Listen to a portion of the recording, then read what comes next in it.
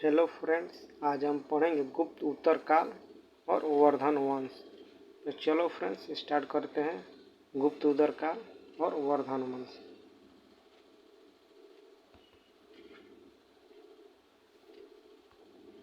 थानेश्वर में वर्धन वंश पुष्यभूति वंश की स्थापना किसने की? तो पुष्यभूति वर्धन। सूची 1 को सूची 2 से सुमेलित कीजिए। तो वर्धन, तो थानेश्वर। वर्धन राज्य की राजधानी थानेश्वर थी। मौखरी की राजधानी कनौज थी और वाकटक की राजधानी पुरिका थी और मैत्रक की राजधानी वल्लभी थी। सुमेलित कीजिए। राजवंश और संस्थापक। तो वर्धन राजवंश के संस्थापक पुष्यभूति वर्धन थे और मौखरी राजवंश के संस्थापक ईशान वर्मा थे और वाकटक वंश के संस्थापक विंध्य शक्ति थे और मैत्रक वंश के संस्थापक भट्टार्क थे।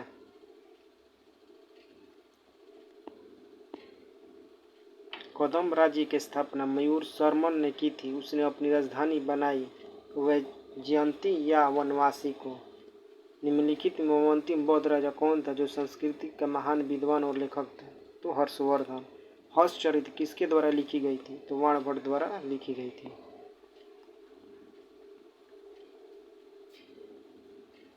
हर्षवर्धन के समय में कौन सा चीनी तीर्थयात्री भारत आया था? तो हुएनसांग।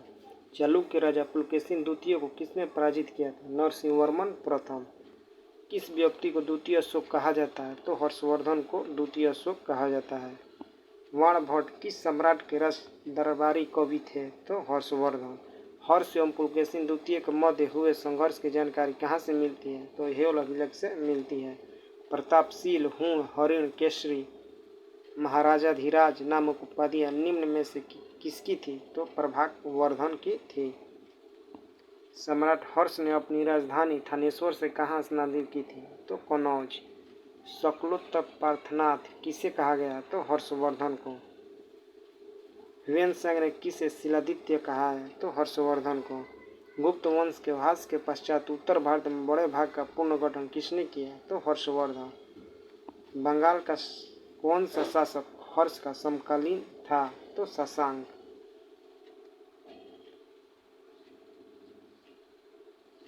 चालुक्य शासक पुलकेशिन द्वितीय ने किस नदी के किनारे हर्षवर्धन को परास्त किया था? तो नर्मदा नदी के किनारे। हर्ष के शासन में उत्तर भारत का सबसे महत्वपूर्ण शहर कौन सा था? तो कनौज। हर्ष की जीवनी किसने लिखी? तो वाणभट्ट ने हर्ष की जीवनी लिखी। हर्षवर्धन अपनी धार्मिक सभा कहाँ किया करता था? तो प्रयाग में अपनी धार्मिक सभा किया करता था। वर्धन वंश की राजधानी थानेश्वर किस प्रदेश में स्थित है? तो हरियाणा में स्थित है। हर्षवर्धन की बहन राजश्री का विवाह किसके साथ हुआ था? तो राजश्री का विवाह मौखरी नरेश ग्रहवर्मन से हुआ था। हर्षवर्धन के अग्रज राज्यवर्धन द्वितीय की हत्या किसने की थी? तो गौड़ नरेश शशांक ने की थी। हर्षवर्धन ने 606 ईस्वी में हर्ष संवत की स्थापना किस उपपक्ष में की थी? तो अपने राज्यारोहण के उपपक्ष में।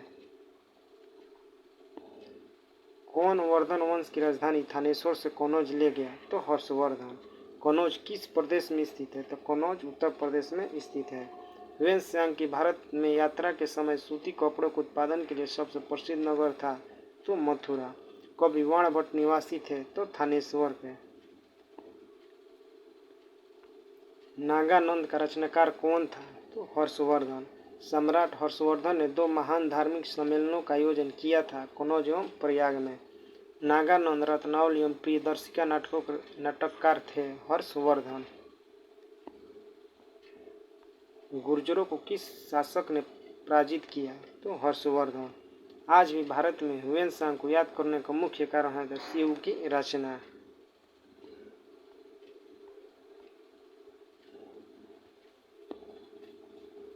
हर्षवर्धन के विजय जीवन में एकमात्र पराजय देने वाला पुलकेशिन द्वितीय कहाँ का शासक था? तो वह तापी या बादामी। हर्षवर्धन ने अपनी पुत्री का विवाह वल्लभी नरेश से किया जो कि उसकी एक बड़ी कूटनीतिक उपलब्धि थी। वल्लभी नरेश का नाम था तो ध्रुवसेन द्वितीय। 641 में किसने चीन के राजा ताइसुंग के पास एक राजदूत भेजा? तो हर्षवर्धन। हर्षवर्धन के भारतीय मिशन के जवाब में चीनी सम्राट ताइसुंग ने 3 चीनी मिशन हर्षवर्धन के दरबार में भेजे। जिसमें से एक मिशन हर्षवर्धन के मरणोपरांत पहुंचा। अंतिम मिशन में शामिल उस चीनी राजदूत का क्या नाम है जिसने हर्ष की मृत्यु को तुरंत बाद जो घटनाक्रम घटित हुआ उसका विस्तार से वर्णन किया? तो वांग वेन से। किस चीनी यात्री को वर्तमान शाक्य मुनियों में यात्रियों में राजकुमार कहा जाता है? तो ह्वेनसांग। ह्वेनसांग भारत में लगभग कितने साल रहा? तो ह्वेनसांग भारत में लगभग 14 साल रहा। ह्वेनसांग के सम्मानार्थ एवं महायान धर्म सर्वजन हर्षवर्धन ने कहा महासभा का आयोजन 683 में करवाया? तो कनौज। कुंभ मेला को प्रारंभ करने का श्रेय किसे दिया जाता है? तो कुंभ मेला को प्रारंभ करने का श्रेय हर्षवर्धन को दिया जाता है। नर्मदा नदी पर सम्राट हर्ष के दक्षिणावर्ती अग्रगमन को रोका? पुलकेशिन द्वितीय ने। निम्नलिखित में किसने नालंदा विश्वविद्यालय के 100 ग्रामों की आय दान व स्वरूप दिए? तो हर्षवर्धन। सूची 1 को सूची 2 के साथ सुमेलित कीजिए। रचना और रचनाकार हर्षचरित कादम्बरी के लेखक वाणभट्ट हैं। रचना कौन? वाणभट्ट है। नीति शतक, श्रृंग शतक, भक्ति शतक के रचनाकार भर्तृहरि हैं। और सूर्य शतक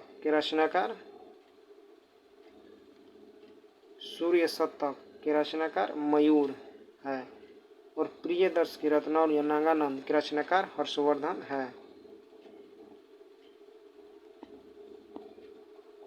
निम्नलिखित में कौन हर्षवर्धन के दरबार से संबंध नहीं था? तो कालिदास।